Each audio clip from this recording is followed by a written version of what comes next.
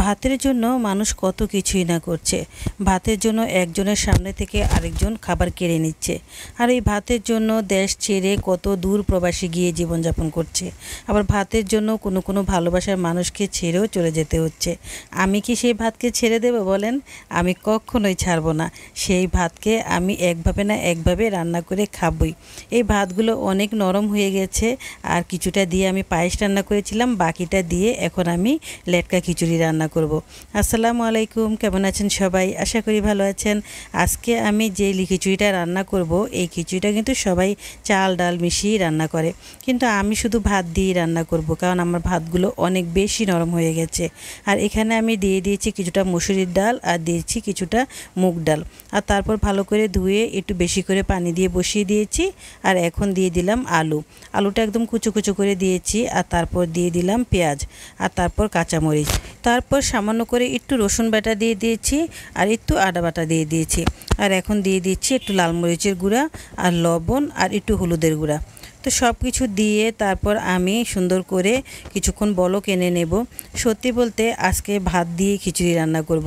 আমি প্রেশার কুকারে বসিয়ে দিয়েছি। এটা আসলে প্রেশার কুকার ছিল, কিন্তু এখন আর নেই, কারণ এটা নষ্ট হয়ে গেছে। তা আমি আলাদা একটা ঢাকনা এটার জন্য দিয়ে দেই।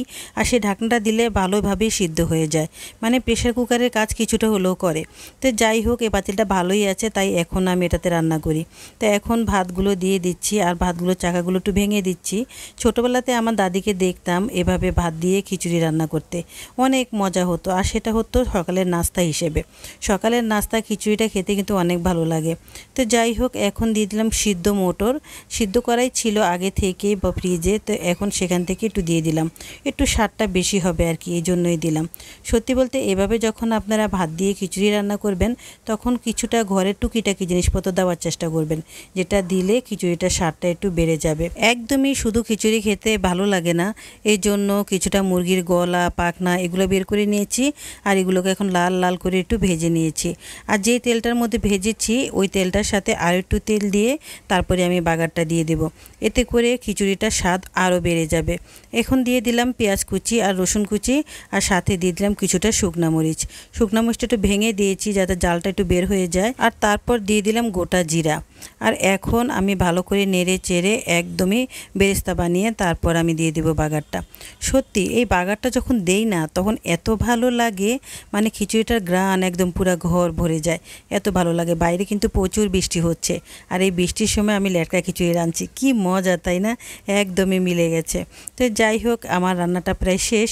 এখন আমি চুলাটা অফ করে দেব, তারপরেই আমি বেড়ে নেব। আর বাড়লেই দেখবেন কত সুন্দর হয়েছে। এই খিচুড়িটা খেতে কিন্তু অনেক মজা হয়, অনেক ভালো লাগে। আমি একটা মাটির পাত্রে সেটা ঢেলে নিচ্ছি। তো এই পাত্রটাকে আমাদের দেশে কিন্তু বলে যে মাটির সানকি বলে। তো যাই হোক, এখানে এখন আমি ঢেলে নিচ্ছি। আর শহরের বাড়িতে এইসব মাটির পাত্রকে প্লেট বলে অথবা বাসন বলে, এরকম আর কি। যাই হোক, তো যে এটা এখন বেড়ে নেওয়ার পর দেখেন কতটা সুন্দর হয়েছে। আর একদমই পাতলা করে রান্না করেছি, খুব ভালো লাগছে। মসুরির ডালের ঘ্রাণ, তারপর আবার মুগ ডালের ঘ্রাণটা খুবই ভালো লাগছে। আর এখন সে লাস্টে দিয়ে দিলাম একটু সরিষার তেল। কাঁচা সরিষার তেল যখন খিচুড়ির উপর দিয়ে ছড়িয়ে দিবেন, দেখবেন কত ভালো লাগবে।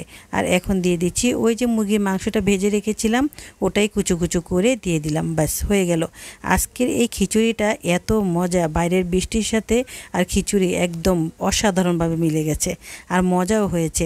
ভাত দিয়ে এত মজা করে খিচুড়ি রান্না করা যায় সেটা আমি আগে থেকেই জানি, তাই ভাতগুলো নরম হওয়ার পর আর ফেলে দেইনি, সুন্দর করে বাস খিচুড়ি রান্না করে ফেললাম। এর আগে পায়েস রান্না করেছি, সেটাও ভীষণ মজা হয়েছে। এক বেলার ভাত দিয়ে আমি 3 বেলা চালিয়ে দিয়েছি। বাইরে প্রচুর বৃষ্টি হচ্ছে, এখনই খিচুড়িটা খেতে হবে, তাই ভিডিওটা এখানেই শেষ করছি। ভালো থাকবেন সবাই, আজ এ পর্যন্তই। আল্লাহ হাফেজ।